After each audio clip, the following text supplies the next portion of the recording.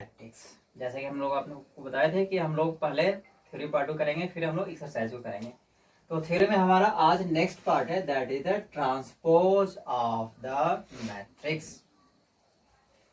तो transpose of the matrix काफी simple, जैसा कि हम लोग एक मैट्रिक्स है जिसका ऑर्डर क्या m, तो ट्रांसपोज कैसे मिलता है, रो एंड कॉलम को इंटरचेंज करने से क्या होगा, ट्रांसपोज मिलेगा। As for examples it is denoted by, इसको डिनोट करते हैं कैसे, या तो हम ए से डिनोट करेंगे और ए टी से डिनोट करेंगे। इस तरीके से हम लोग ट्रांसपोज मैट्रिक्स को डिनोट करते हैं। तो ट्रांसपोज का मतलब क्या हुआ कि एक मैट्रिक्स है जिसका ऑर्डर क्या m है, तो सिंपली क्या करना है, रो एंड कॉलम्स को क्या करना है, हमें इंटरचेंज करना है। ठीक है, काफी सिंपल। जैसे हम लोग एग्जाम्पल्स हम लोग देखेंगे ना, a इक्वल टू 1 2 3 2 5 एंड 6, इसका हमें ट्रांसपोज लिखना है। तो हमने क्या बताया, रो एंड कॉलम को क्या करना है, हमें इंटरचेंज कर रहा है। तो ए ट्रांसपोज इक्वल टू क्या होगा, सिंपली ए ट्रांसपोज का मतलब क्या होगा, रो कॉलम को, फर्स्ट रो को क्या बनाना है, फर्स्ट कॉलम। तो फर्स्ट कॉलम में क्या होगा 1 2 3, सेकेंड रो को क्या बनाएंगे, सेकेंड कॉलम। तो सेकेंड कॉलम में क्या होगा 2 5 एंड 6। तो ये मिलेगा हमारा transpose of A. Transpose of A, तो क्लियर हो गया कि ट्रांसपोज ऑफ ए क्या होता है। ट्रांसपोज का मतलब होता है सिंपली रो एंड कॉलम को इंटरचेंज कर देना। और इस तरीके से हम लोग देख भी पा रहे हैं कैसे ट्रांसपोज निकालते हैं। तो अब हम लोग देखेंगे प्रॉपर्टीज ऑफ ट्रांसपोज। ट्रांसपोज का प्रॉपर्टीज क्या होता है, तो इसको आगे देखते हैं। Property of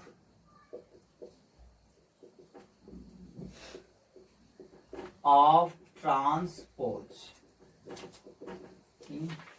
first property, A transpose, और फिर से इसका ट्रांसपोज करेंगे तो ए मिलेगा। अगर एक मैट्रिक्स को ट्रांसपोज कर दिया और फिर से हम ट्रांसपोज करेंगे तो ए मिलेगा। कैसे, ए इक्वल टू हमें क्या है, सिंपल सा मैट्रिक्स लेते हैं इस चीज को समझने के लिए।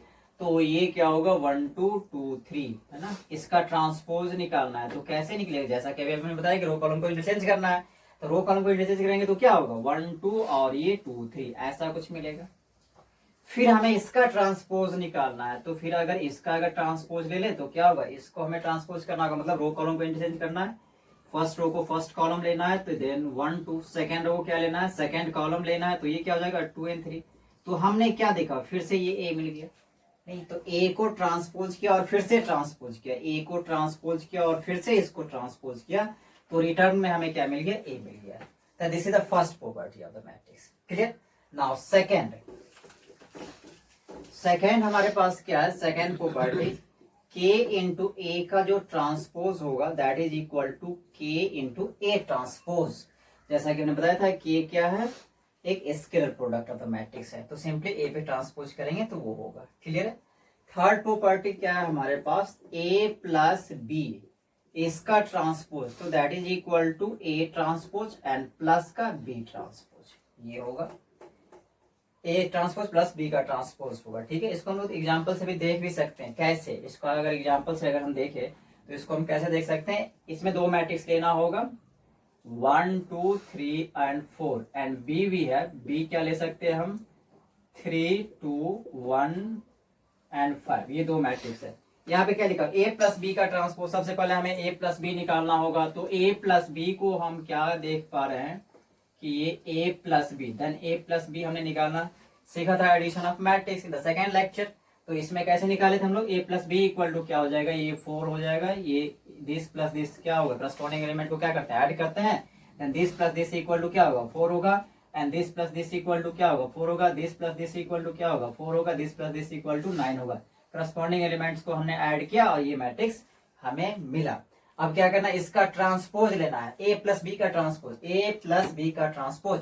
तो ए प्लस बी का ट्रांसपोज लेंगे तो क्या होगा, ए प्लस बी का ट्रांसपोज।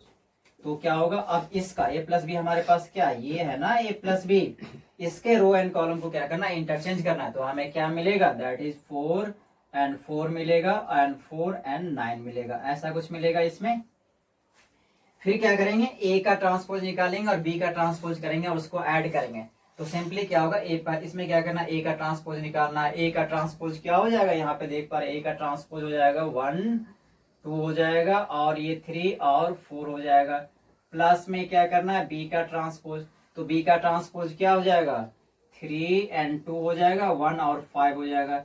ये दोनों को अगर हम ऐड करते हैं तो क्या मिलेगा, 4 and 4 मिलेगा, और ये 4 और 9 मिलेगा। तो ये राइट साइड को हमने क्या किया, एक्सपेंड किया, और ये हमारे लेफ्ट साइड का एक्सपेंडेशन एक्सप्लेन किया। तो ये क्या हो गया, ये दोनों क्या हो गया, इक्वल हो गया। तो इसका मतलब क्या हो गया, ये ए प्लस बी का ट्रांसपोज और ए का ट्रांसपोज प्लस बी के ट्रांसपोज इसके इक्वल होगा। And third one and fourth one we have, fourth property we have, fourth property हमारे पास क्या है, ये थर्ड प्रॉपर्टी है। एंड फोर्थ प्रॉपर्टी जो है हमारे पास है, that is equal to A B का transpose, that is equal to A का ट्रांसपोज एंड बी का, सॉरी बी का ट्रांसपोज, बी का ट्रांसपोज और ए का ट्रांसपोज। तो ये हमारे पास कुछ मैट्रिक्स का ट्रांसपोज क्या होता है, इसका प्रॉपर्टी क्या होता है, और डिटेल में हम लोग इसको क्वेश्चन में डिस्कस करेंगे। तो next topic we have symmetric and the skew symmetric matrix. Clear है। तो ये था हमारे ट्रांसपोज से रिलेटेड कुछ बातें जो हमने सीखा कि ट्रांसपोज निकालते कैसे है और उसका प्रॉपर्टी क्या होता है। अब हम लोग आगे बढ़ेंगे, that is the symmetric and askew symmetric matrix को समझेंगे। तो नेक्स्ट हमारे पास जो टॉपिक होगा that is the symmetric and askew symmetric matrix. देखते हैं ये क्या होता है, सिमेट्रिक मैट्रिक्स।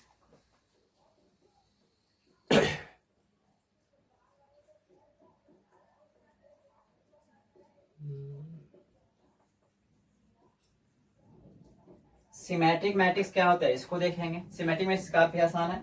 जैसे A इक्वल टू ए आई जे एक मैट्रिक्स है, इसका कुछ ऑर्डर होगा, एम ऑर्डर होगा, एम ऑर्डर, क्योंकि स्क्वायर मैट्रिक्स होगा। सिमेट्रिक और एस्क्यू सिमेट्रिक देखते हैं ना, ऑलवेज स्क्वायर मैट्रिक्स में देखते हैं। तो सबसे पहले ये क्या होगा, एक स्क्वायर मैट्रिक्स होगा। ये जो ए हमने लिया that should be square matrix. तो सिमेट्रिक मैट्रिक्स में क्या होगा, ए आई जे, इसका ऑर्डर क्या होगा, एम हो, ऑर्डर क्या होगा इसका, एम होगा, नहीं स्क्वायर है तो रो भी एम होगा और कॉलम भी एम होगा।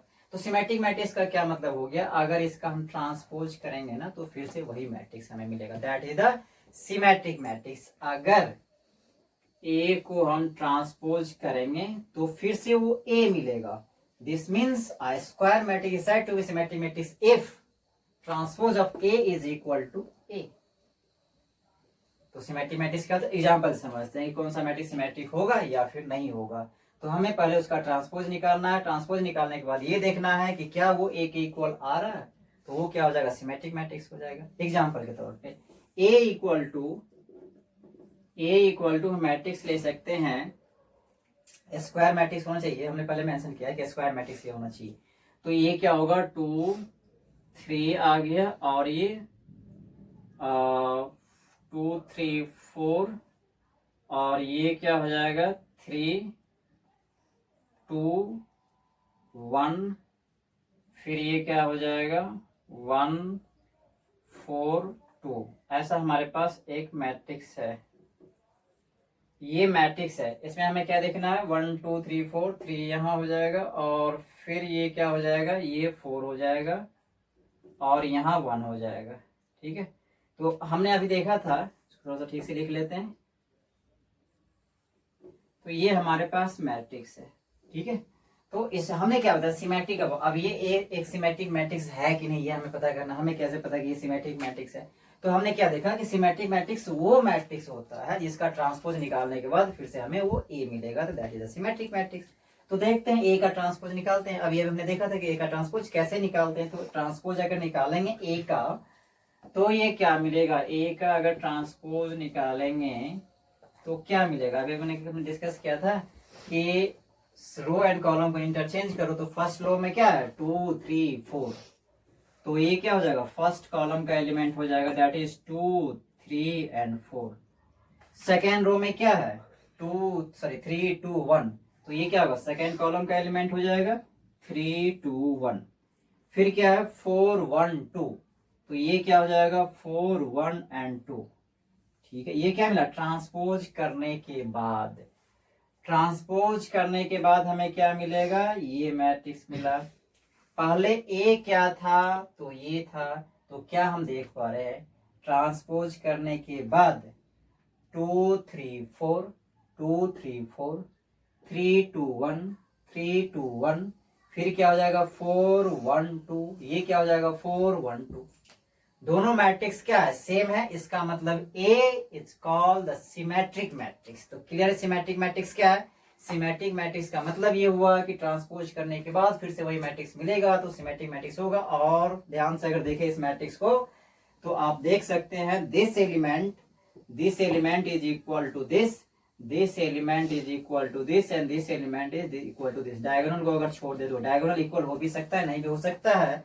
अगर ये एलिमेंट इसके इक्वल होगा, ये इसके इक्वल होगा, ये इक्वल टू इक्वल इसके इक्वल होगा, तो ऑब्वियस ये ऑलवेज सिमेट्रिक मैट्रिक्स होगा। इसको चेक भी कर सकते हैं, ये सिमेट्रिक मैट्रिक्स ऐसे भी देख सकते हैं सिमेट्रिक मैट्रिक्स के लिए। ठीक है, क्लियर है। सिमेट्रिक मैट्रिक्स, तो इसके सिमेट्रिक मैट्रिक्स और सिमेट्रिक मैट्रिक्स में क्या डिफरेंस होता है। सिमेट्रिक मैट्रिक्स में हमने देखा था कि ए के ट्रांसपोज करने के बाद हमें ए मिलता है, लेकिन इसमें क्या होगा, इसको ट्रांसपोज करने के बाद हमें माइनस ए मिलेगा। जैसा कि इसमें हम देख पा रहे हैं कि ए इक्वल टू क्या है, 0 ई एंड एफ है। जनरल इसके सिमेट्रिक मैट्रिक्स का एक एग्जांपल है ये क्या 0 ई एंड एफ है, minus E 0 G and minus F minus G and 0।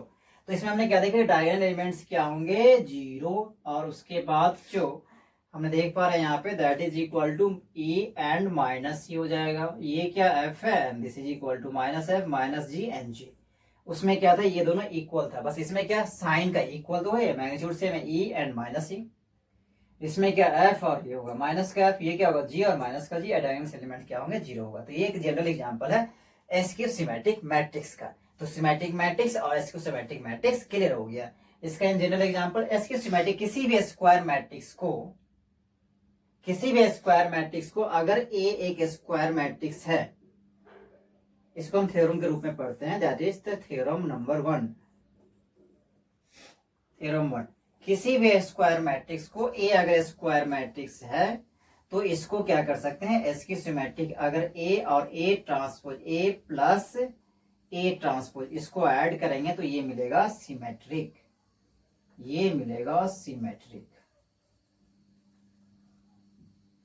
Matrix. इसको हम लोग देख भी सकते हैं एग्जांपल से, इसको प्रूव भी कर सकते हैं।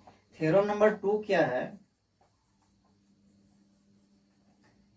ए क्या हो जाएगा और माइनस का ए, तो ये हमें क्या मिलेगा, एसक्यू सिमेट्रिक मैट्रिक्स।